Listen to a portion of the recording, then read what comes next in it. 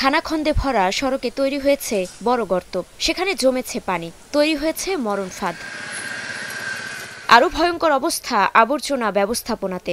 সড়ক, হাটবাজার কিংবা গুরুত্বপূর্ণ স্থাপনার পাশেই ময়লার ভাগাড়, ছড়াচ্ছে তীব্র দুর্গন্ধ। অতিষ্ঠ তারাস পৌরসভার বাসিন্দারা।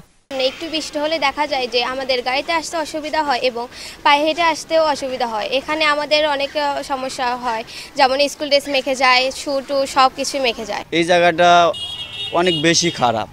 এখানে আসলে মনে হয় যে গাড়ি রেখে হাঁটে যায়। অনেক সময় পেছনদার নামা দিয়ে পেছনদার দিয়ে ধাক্কায় গাড়ি তোলা লাগে। ময়লা আবর্জনার জন্য বসবাস করতে পারতেছি না। পৌরসভায় নেই স্থায়ী বাস টার্মিনাল কিংবা সিএনজি অটোরিকশার স্ট্যান্ড। অকার্যকর ট্রাফিক ব্যবস্থাও।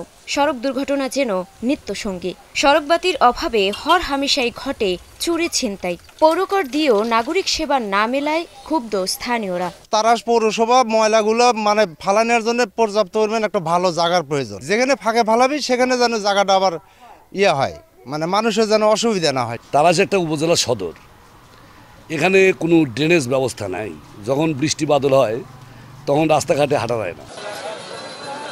উপজেলা নির্বাহী কর্মকর্তার ভাষ্য, পৌরসভায় নেই পর্যাপ্ত জনবল, আছে আর্থিক সংকট সহ আরও বেশ কিছু কারণ। তাই নাগরিক সেবা ব্যাহত হচ্ছে। যদি পৌরসভার ক্ষেত্রে যে পৌর করগুলো যদি আহরণ করা সম্ভব হয় এবং অন্যান্য ক্ষেত্রে যে আর্থিক যে বিষয়গুলো আছে এগুলো যদি আমরা পাই, তাহলে সেক্ষেত্রে আমরা চেষ্টা করব যাতে সময়ের সাথে সাথে আমাদের পৌরসভাকে যাতে আমরা অনেকটা সুন্দর করে তুলতে পারি। 2024-25 অর্থবছরে তারাশে পৌরকর আদায় হয়েছে 53,25,212 টাকা। চলতি অর্থবছরে প্রথম মাসেই আদায় হয়েছে 21 লাখের বেশি। Desk report, star news.